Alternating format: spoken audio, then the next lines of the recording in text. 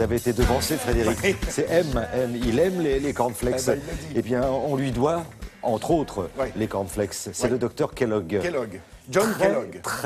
Très en avance sur son temps. Ah, absolument, vous avez raison, vous avez tout dit, parce que il devient médecin, et il est surtout médecin vers les années 1870-75, et là, il va proposer quelque chose d'incroyable, une vie saine, dans un lieu magique qu'il va créer. Il appelle ça le sanitarium. Vous voyez, on entend le mot sanitaire, on entend le mot sain, on entend le mot propre, parce qu'il propose de se rénover, de se nettoyer le corps avec des choses simples. L'air pur, une bonne alimentation, être plutôt végétarien, faire de l'exercice. Non, mais on est en 1875. Où est-ce qu'il est installé, le docteur Kellogg? Dans le Michigan. Alors le Michigan, c'est un État des États-Unis. Tout au nord, on est au milieu des grands lacs. Donc l'air pur, l'eau, la forêt, enfin tout est là, tout est présent pour justement accéder à cette bonne santé. Et dans son établissement vont venir des célébrités de l'époque. Johnny Weissmuller, oh yo yo, vous savez, le Tarzan du cinéma. Il y a John Ford, il y a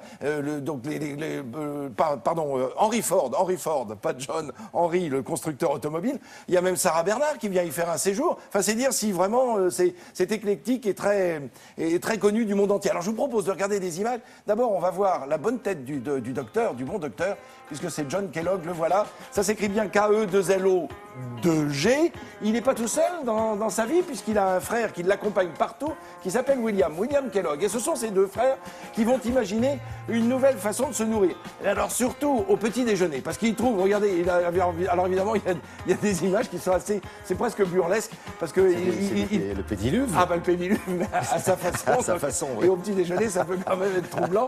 Mais alors pour lui, le repas le plus important, c'est le petit déjeuner. Vous savez que déjeuner, ça veut dire casser le jeûne, déjeuner. Donc le petit déjeuner, c'est celui qui casse le premier, le jeûne après la nuit. Évidemment, la nuit où vous ne vous nourrissez pas. Donc ce petit déjeuner doit être fait de façon équilibrée. Et pour lui, comme il est végétarien, il se dit, il faut des légumes. Vous voyez, là, on se passait des rubans autour du corps, et le ruban bouge en permanence, ce qui fait que ça vous masse le corps. Alors le bras, la jambe, le buste, le cou.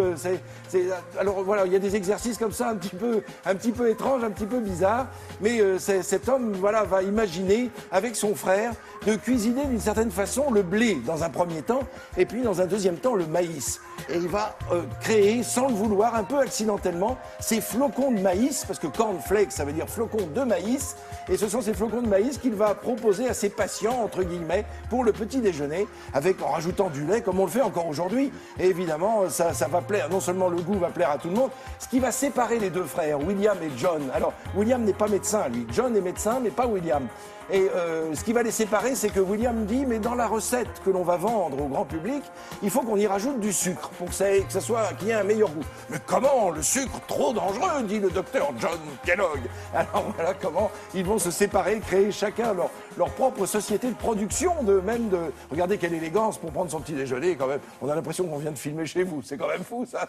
Enfin, ce qui est dingue, c'est qu'ils ont créé quand même je sais pas si ils ont lyophilisé, comment on oui, alors voilà, ils ont à l'époque ils ont été surpris. Ils ont voulu faire une pâte écrasée, puis finalement les flocons se sont reformés, et après il suffisait plus que de les gonfler avec du lait ou un autre produit. Ils vont inventer aussi le Rice Krispies, qui est le riz croustillant. Rice Krispies, ça veut dire riz croustillant. Le riz est encore une céréale. Les céréales au petit déjeuner, c'est à eux qu'on les doit, et aujourd'hui encore, on les dévore. C'est fini, paraît-il. Voilà, et on va... Non, pas vous, c'est fini pour la séquence. Vous pouvez continuer votre petit déjeuner. J'en ai vu qui s'arrêtaient, ils se sont dit c'est fini. Ah, j'ai été fou. Non, excusez-moi. La matinée commence, attendez. On s'absente quelques